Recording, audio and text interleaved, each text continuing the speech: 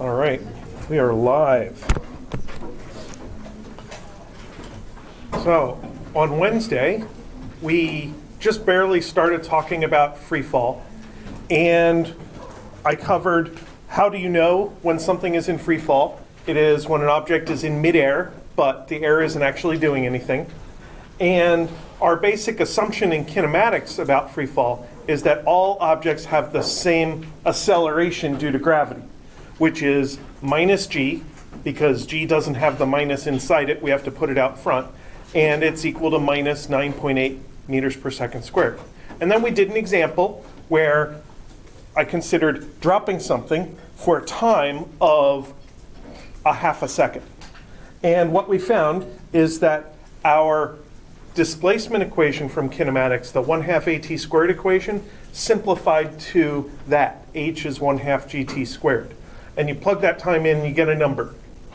So dropping something from about, about my elbow height to the ground takes 0.5 seconds to hit the ground. And then the other thing we could calculate, knowing how acceleration and velocity are related, was the velocity at impact. And that equation simplified to just minus gt, which gave us a speed of 4.9 meters per second. So if I rolled off of this desk and hit the ground, I would hit the ground at about 4.9 meters per second. Now that's fairly fast, it's like 10 miles an hour. And to me, 10 miles an hour for a person is kind of a fast running speed. So rolling off of this desk and hitting the ground would be something like running full speed into a wall, which I think wouldn't be trivial, but it also wouldn't be terrible. It would just be unpleasant. It probably wouldn't injure me, it would just hurt a lot. So given the amount of time, it's actually fairly easy to calculate what happens, because that's kind of how our equations, the displacement equation with 1/2 at squared and our velocity equation are designed, that if you plug in time, you get lots of information. But in the second example, we're going to have a fixed amount of height for the initial fall. So we're still going to be able to use h is equal to 1/2 gt squared. And in this equation, we know the h and we know g, so t is the only unknown. Now sometimes equations with the t squared can turn out to be quadratics, but this one's not so bad because there's no term in the equation with a plane t. So this becomes 2h is gt squared, which becomes 2h over g is t squared, which becomes t is the square root of 2h over g. And if you want to save yourself a little bit of time and effort in physics and any other class that ends up using equations with variables squared like that, you want to get fast at doing that little bit of algebra, I usually will just do that kind of in my head. I'll say, well, I need to start here, multiply both sides by 2, then divide by g, that gives me 2h over g, and then take the square root to get plane t. So I won't always show all the steps in that particular algebra. So now we can plug numbers in. This is 2 times 2.0 over 9.8. Everything's in SI units, so it all fits together. And when we do that, we get 0.639 seconds. So dropping from a little bit of extra height leads to a little bit of extra time. That makes sense. It takes more time to fall a greater distance. And then we can also find the velocity at landing. Vy final is minus gt is minus 9.8 times 0.639, which is negative 6.26 meters per second. So falling from a greater height also leads to hitting the ground with more speed, which is also something that we experience. Now, one thing that's true about our kinematics equations is that they're a little bit redundant. There's more equations than we need in order to solve different situations. And that means that when we go to do our analysis, we often have choices as to which equations will work, which equations will give us useful results. So here,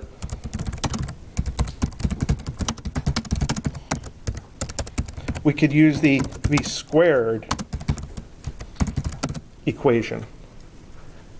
So I'll show you what that looks like. That would be Vy final squared is Vy initial squared plus 2a sub y delta y. That's the generic version. And the only thing I've changed between what's on the equation sheet and what's there is I changed all the x's to y's so I don't confuse myself.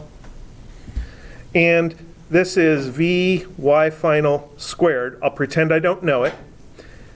This is 0 minus, well, let's go with plus 2 times negative 9.8 times negative 2.0. So our acceleration is negative 9.8, and our delta y is negative 2.0.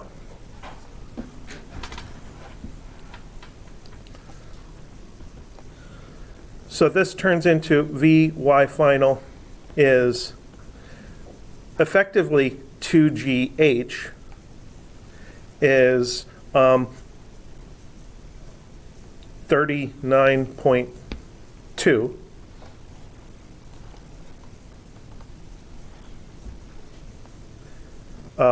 That's still Vy final squared, which tells us that Vy final is negative square root of 39.2 is 6.26 meters per second.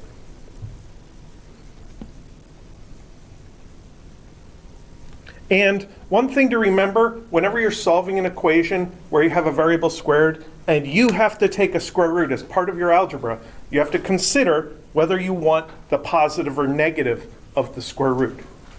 And in this case, we know what our object is doing when it hits the ground. It's heading downwards. So the y velocity is down, which is negative, so we choose the negative value there. So that's about everything we can learn about the situation of dropping something from a height of 2 meters. 2 meters is probably a few inches above my head. So that would take 0.639 seconds and land at 6.26 meters per second downwards.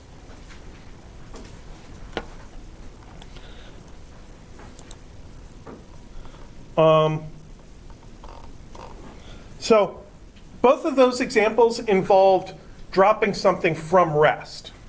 And when you drop something from rest, it gets this initial velocity of 0, and that makes the analysis a bit easier. So you should like examples and situations that you have to analyze that involve an initial velocity of 0. But we do have to consider the possibility of free falling from a launch. So let's consider this.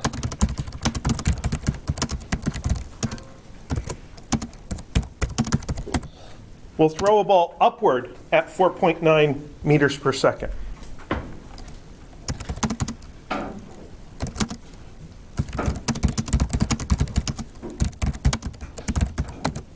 And I want to know about 3 different points in the motion.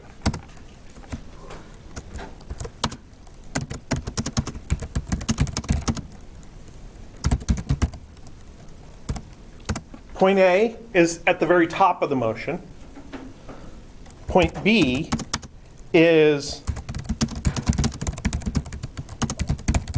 back at the original height, because when you throw something up, you can let it come back down and catch it exactly where you threw it from. So that's point B. And then point C would be 1.0 meters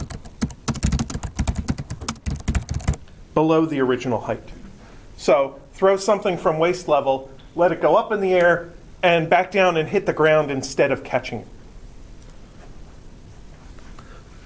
So if I drew a graph of the motion, y versus t, my launch would have a slope because this is a y versus t graph, and the slope of position is velocity, and the slope would start decreasing, and that up there is point A,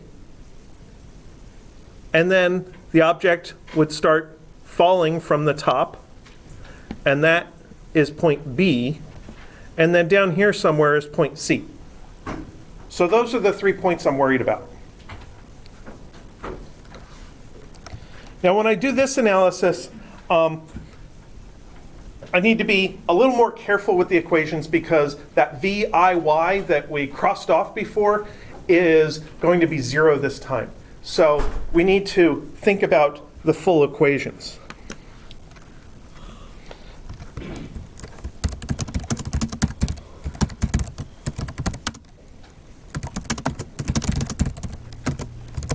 So how do we write an equation that corresponds to being at the top of the motion? Now, in order to get a clue about this, I want to think about just before point A. Just before point A, the object is still heading upwards. The actual object just goes straight up and straight down. The graph goes across just because this is time. So before point A, the object is going upwards.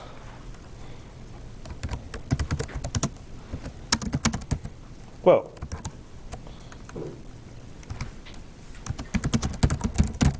So just before point A, the y velocity is positive.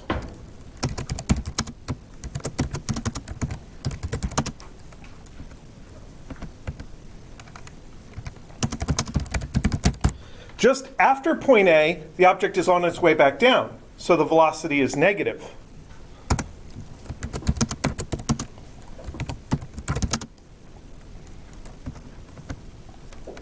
And at point A,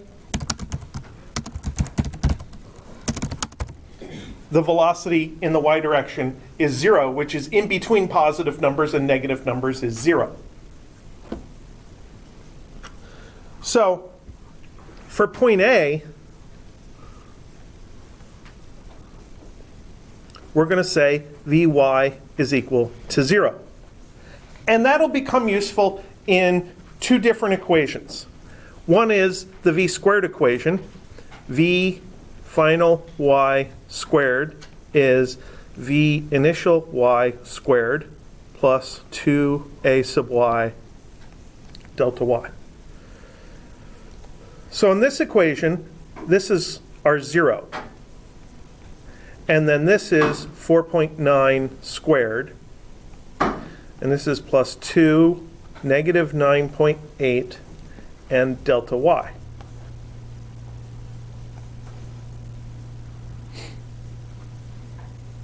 So we can take this negative thing and add it over to the other side of the equation and get 2 times 9.8 times delta y is 4.9 squared. So, yeah. Why is the velocity final 0? That's this argument here. That point A is in between times when the y velocity is positive and when it's negative. So at that point A, the y velocity is 0. This is the first segment. Well, this equation covers the first segment, getting from beginning to A. So the initial is at launch, and the final is point A.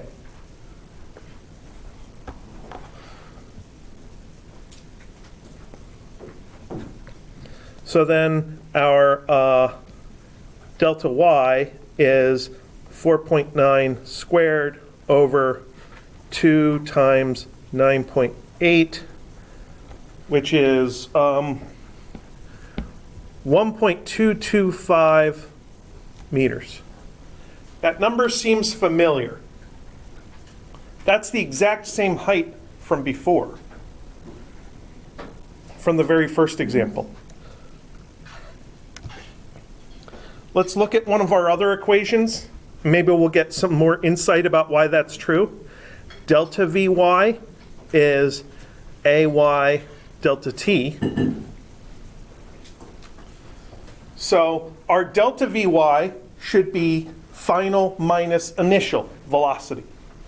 And I know these things. Final is 0, minus initial is 4.9. Our Ay is negative 9.8 times delta t. So that tells me delta t is negative 4.9 over negative 9.8 is equal to 0.5 seconds.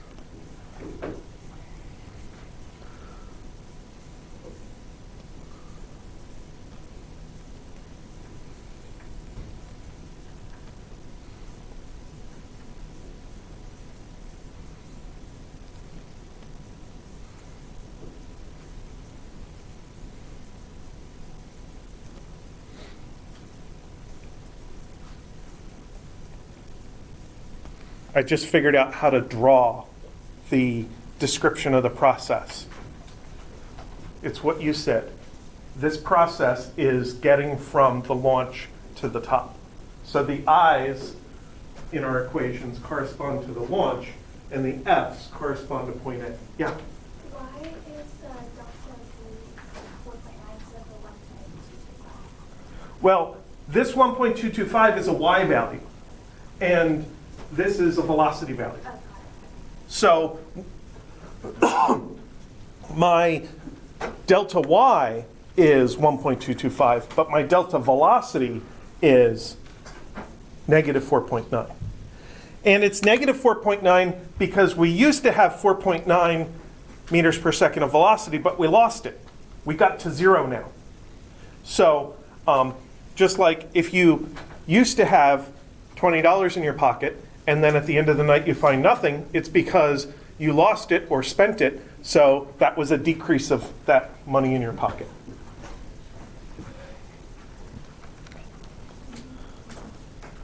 So point A, where our final velocity is 0, gives us an upward arc process of a graph that is very similar to the free fall example from the previous page up here, where our height was 1.225 and our delta y was negative, and our velocity, instead of going from 4.9 to 0, went from 0 to negative 4.9.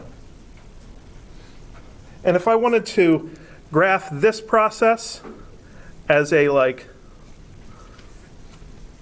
y versus t, it would start out up here and head down like that. So that would be initial and final of that process. And this is a part of a parabola, a graph that involves a t squared, like our delta y has a 1/2 at squared at the end, is a parabola. And parabolas are symmetric. So the upward part of the parabola and the downward part look the same. So in this one, where we're actually tracking the upward portion of the parabola, our overall length, amount of time, and the magnitude of the velocity change are all the same. So now let's figure out point B. Point B, for point B, we're starting down here, and our y graph goes up and comes back down. So this is a graph of y versus t. So we can use I equals launch, and F is point B.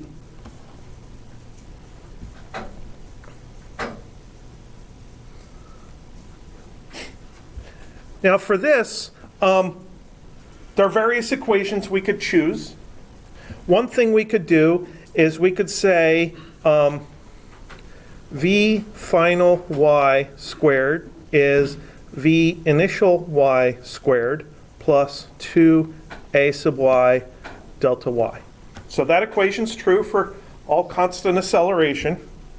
And here we have V final y squared is equal to 4.9 squared plus 2 times negative 9.8.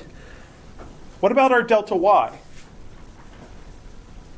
Our y at this final point is the same value as our y at the initial point. That means delta y is equal to 0.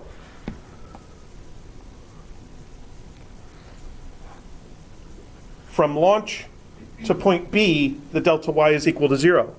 Well, that makes this whole term go away because it's multiplied by 0.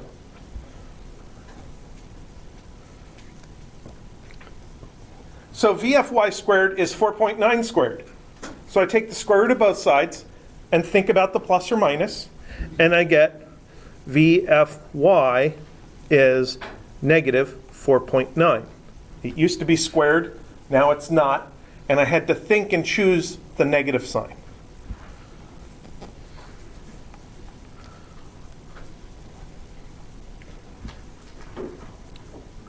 Another useful equation might be delta Vy is equal to AY delta T.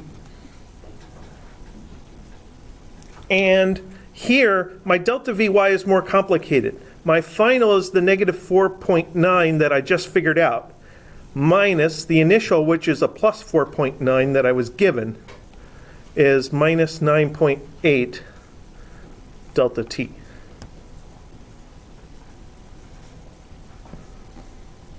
And that becomes negative 9.8 equals negative 9.8 t, which tells me that t is equal to 1.0 seconds.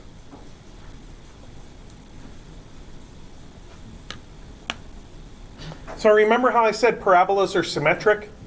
Well, this process involves the upward half second from this page that scrolled off the top of the screen, and then the downward half second from Wednesday. And those two half second processes take up a total of 1 second.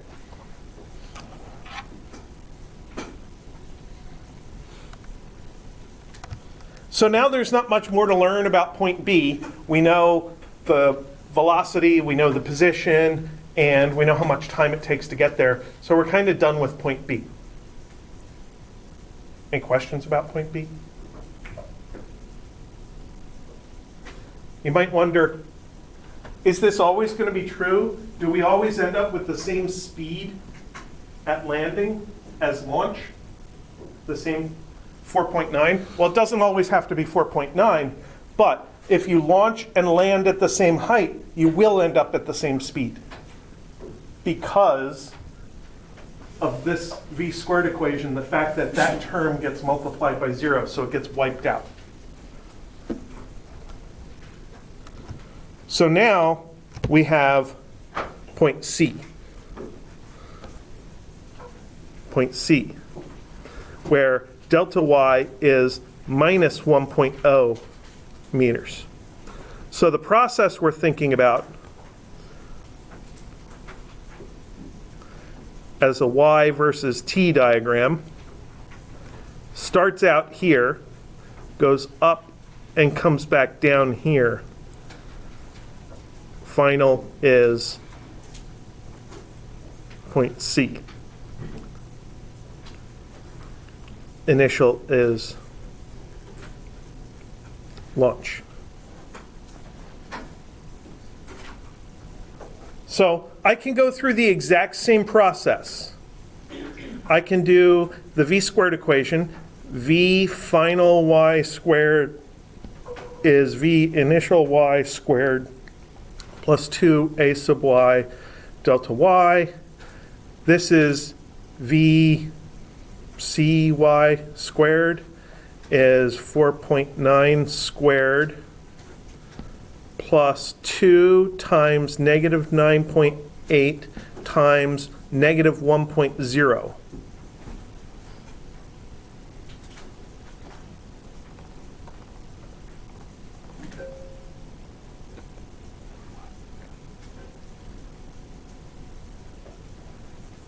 So the way this particular example is set up, I know everything on the right-hand side of the v squared equation, so I can just plug all the numbers in and then do some calculations.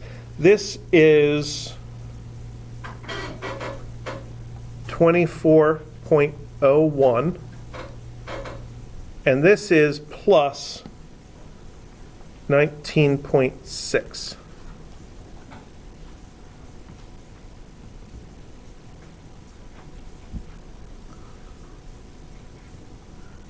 So this is 43.61, and this is v at point C in the y direction squared, which means velocity at point C in the y direction is negative square root of 43.61, which comes out to negative 6.604 meters per second. So we launched with 4.9 up, we land below the initial point with extra downward speed, because falling downward makes you go fast. So falling more down makes you go more fast.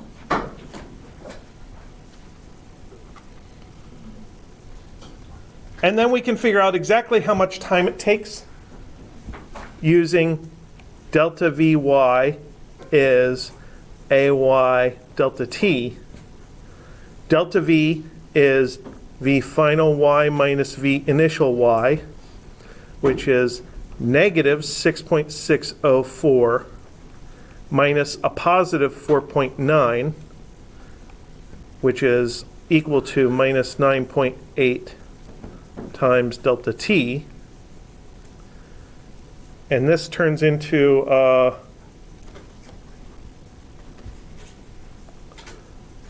delta t is 6.604 plus 4.9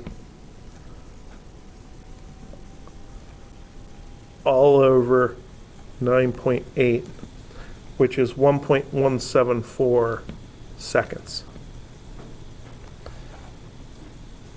So in this throw, it took a half a second to get to the top, another half a second for one full second to get back to our level where we started, and it takes an extra 0.174 seconds to hit the ground. And that takes us from the initial launch to the top and back down to the ground, but I don't want to drop my pen on the ground because I don't have that many tips. And if I break my electronic pen, you can't have physics class anymore, and that would make you sad.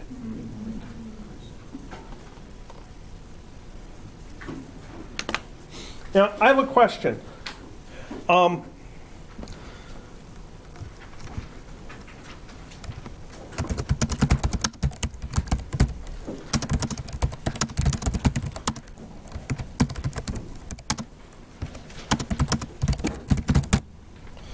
So far, in every example, that Vy final is negative. Why is that? Because the object's heading downwards. Is it possible to have an object go through midair and be interrupted on the way up? Yes. So I could take something and throw it upward and have it hit the ceiling. And then I could learn about that. So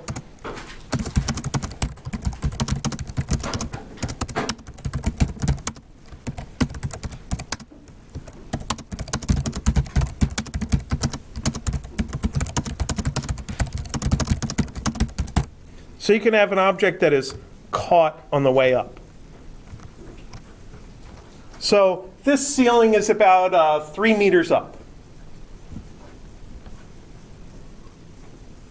So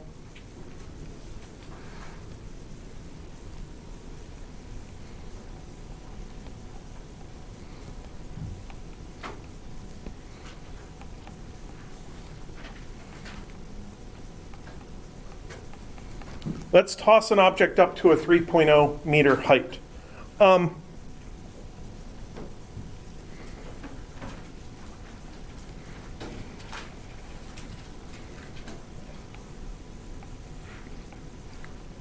First of all, how much initial y velocity is needed just to get it there?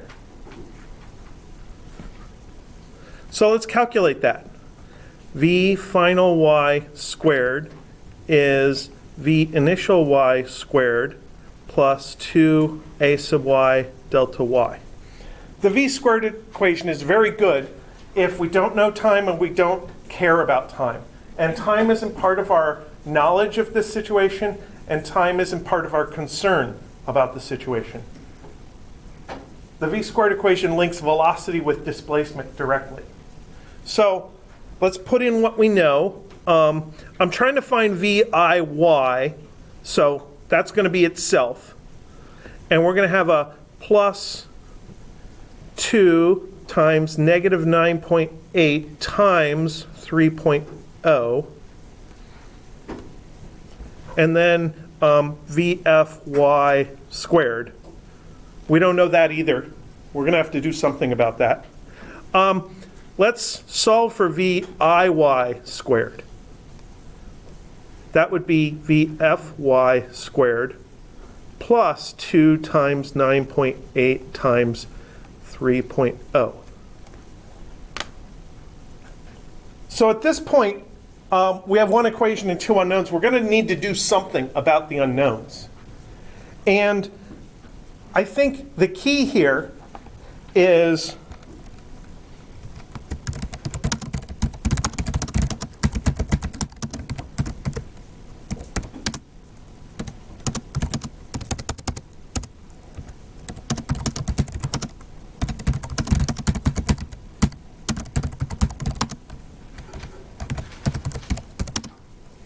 that we need the absolute minimum initial y velocity. That's what we're being asked to calculate. So let's take a stab at the minimum possible final y velocity. Well, the minimum possible velocity is 0. So let's just plug in v final equals 0. So 0 plus 2 times 9.8 times 3 is VIY squared. So then 2 times 9.8 times 3, I don't know. 2 times 9.8 times 3, 58.8. 58.8 is equal to VIY squared. So then the square root of 58.8 is VIY. So square root of answer is 7.67 meters per second, is the minimum possible VIY. Now here I chose the plus square root. Maybe I should put a plus sign there to remind myself that I made a decision. And I had to make the VIY positive because otherwise, no matter what happens, the object would never hit the ceiling. If I throw it towards the floor, it's not going to hit the ceiling due to gravity. So I had to choose that.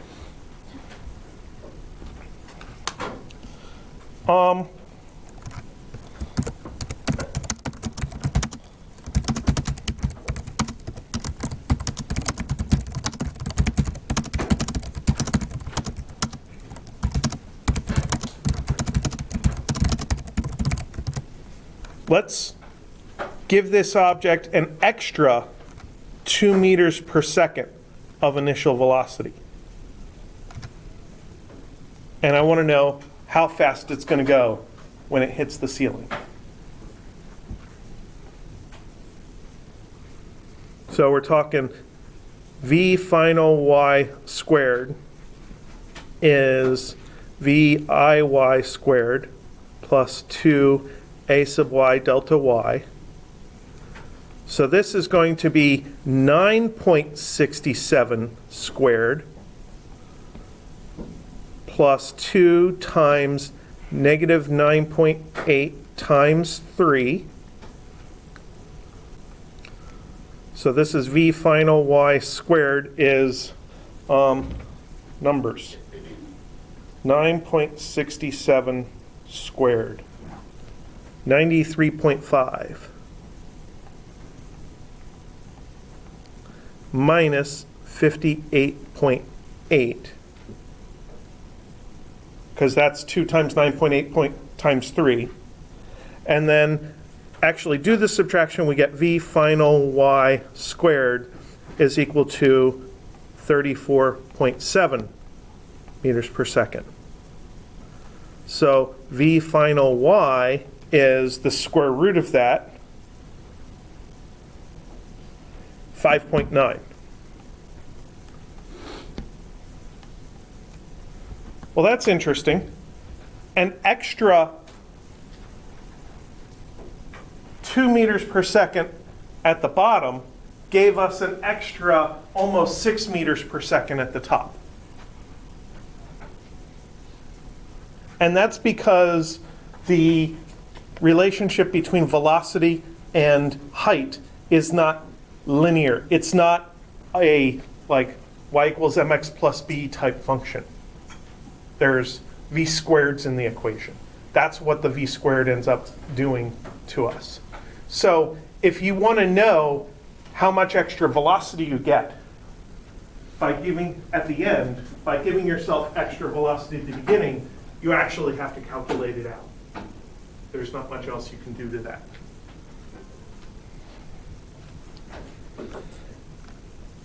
And then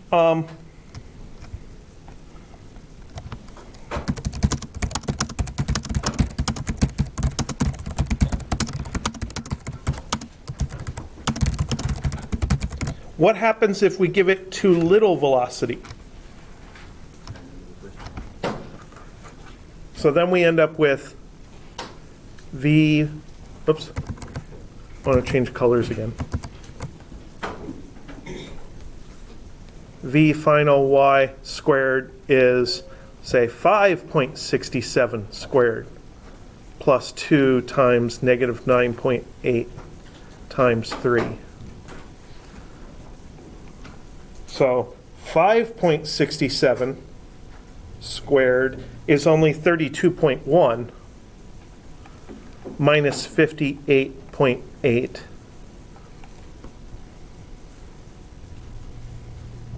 is negative 26.7. V final y squared is negative 26.7 meters squared per second squared, or technically the units. That's a problem because then we go to take the square root. We're taking the square root of a negative number and we can't do that. If you try it on your calculator, it'll probably flag you with an error. Square root answer on my calculator. Well, my calculator knows complex numbers. So it gives me parentheses 0, comma something. And that gives a result that has two values like x, y coordinates. That's part of complex numbers. And our clocks do not have two coordinates. Our clocks just have one coordinate. Sure, we divide it into hours, minutes, and seconds, but it's really just one time value. So that wouldn't, and our speedometers only have one coordinate. So we don't have like a real part of our speed and an imaginary part of our speed. We just have a speed of a car. So then this is not possible.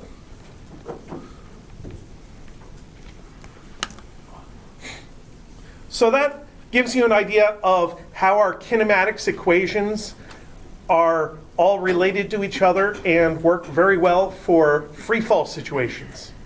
Now, next week, we're going to start dealing with two-dimensional motion, where we have both x direction and y direction involved. That's why there's a little trigonometry question on homework 1, actually I think 2 trigonometry questions, to remind you to go back and study the basic triangle trig. I did a quick review of it, I think, in one of our classes, but a lot of people like to look at Khan Academy for math help. And there's another website called Math is Fun, which, whether you agree with the title of the website or not, they do a pretty decent job of a basic review of trigonometry. We do not need lots of trig identities. So we're not going to do a lot of manipulating trig functions. We're just using them to calculate sides of triangles in graphs. So we're mostly just doing triangle trig. And then we'll combine free fall with horizontal motion, which gives us projectile motion, which is going to be the source of a lot of the questions on homework 2, and probably a lot of the questions on the exam coming up, I believe, 3 weeks from today. So, any questions for me? Would you like to go home now? Let's do that.